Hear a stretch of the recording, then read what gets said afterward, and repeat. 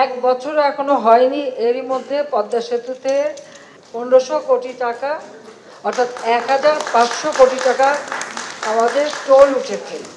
এই টোলের হিসাবটা কিন্তু আমাদের সেতু বিভাগ কিন্তু তাদের খরচা পাতি সব রেখে, সব ব্যয়টায় ধরে সেটাকে রেখে এরপরে যে লাভটা হয় এটা কিন্তু সেইটুকু।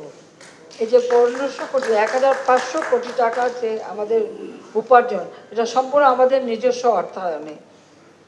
অর্থাৎ বাংলাদেশ যে পারে, আমরা যে পারি, আমরা সেটা প্রমাণ করেছি। 7ই মার্চের ভাষণে জাতির পিতা বলেছিলেন কেউ দাবায় রাখতে পারবে না, তো বাঙালিকে কেউ দাবায় রাখতে পারবে না, এটাই আমরা প্রমাণ করেছি বিশ্ব দরবারে, যা বাংলাদেশের ভাবমূর্তি উজ্জ্বল হয়েছে। আমাদের দুর্ভাগ্য যে আমাদের দেশে কিছু, আমি বলবো যে রাজনৈতিক দেউলিয়াত্মপন্ন যারা একেবারে রাজনৈতিকভাবে দেউলিয়া, এদের কিছু বক্তব্য, আর আমাদের দেশে কিছু আছে বুদ্ধি বেঁচে জীবিকা নির্বাহ করে যাহারা, সেই তথাকথিত বুদ্ধিজীবী, অনবরত তারা বাংলাদেশের বিরুদ্ধে গিবাদ গাচ্ছে এবং বাংলাদেশের বিরুদ্ধে অপপ্রচার চালাচ্ছে। এবং সব থেকে আশ্চর্য ব্যাপার হচ্ছে যে দেশে অতি বাম অতি ডান সবই এখন তারা এক হয়ে গেছে। এটা কীভাবে হলো আমি জানি না। এই দুই মেরু এক হয়েও সব সারাক্ষণ শুনি আওয়ামী লীগ সরকারকে উৎখাত করতে হবে। অপরাধটা কি আমাদের? কোভিড-19-এর সময় আমরা বিনা পয়সা ভ্যাকসিন দিয়েছি, পৃথিবীর ধনী দেশ দেয়নি, কিন্তু বাংলাদেশ দিয়েছে। টেস্টিং আমরা বিনা পয়সা করেছি, পৃথিবীর কোনো ধনী দেশও করে নাই, আমরা করেছি। এবং আমরা যেভাবে দুই হাতে পানি খরচ, টাকা পানির মতো টাকা খরচ করে মানুষকে বাঁচাবার জন্য পদক্ষেপ নিয়েছি, খুব কম দেশেই সেটা করতে পেরেছে, আমরা সেখানে সাফল্য অর্জন করেছি।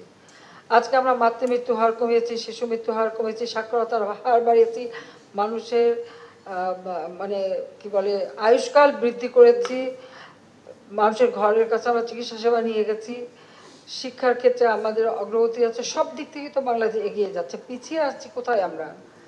আমাদের মাথাপিছু আয় আমরা বৃদ্ধি করেছি এবং আমাদের প্রবৃদ্ধি বৃদ্ধি করেছি, কিন্তু আজকে কোভিডের অতিমারি, আর এরপর আসে ইউক্রেন যুদ্ধ, স্যাংশন কাউন্টার স্যাংশন, সারা বিশ্বব্যাপী মুদ্রাস্ফীতি, এবং এই সমস্যার কারণেই কিন্তু আমরা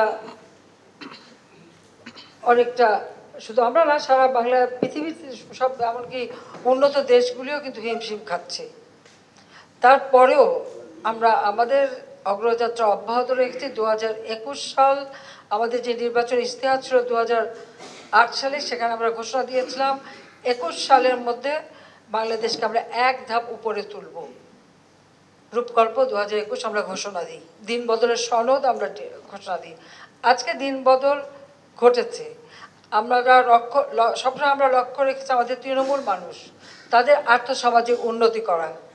আজকে কেউ বলতে পারছেন যে গ্রামে দারিদ্র আছে, এখন বলে শহরে দারিদ্র। এটা একটা অদ্ভুত এখন হিসাব হয়ে গেছে যে দারিদ্রের হার শহরে বেড়ে গেছে, গ্রামে না। অথচ একসময় গ্রামের মানুষ একবেলা ভাত পেত না, খেতে পেত না, মাথা গোঁজার ঠাঁই ছিল না, রোগের চিকিৎসা পেত না, শিক্ষার আলো থেকে বঞ্চিত ছিল।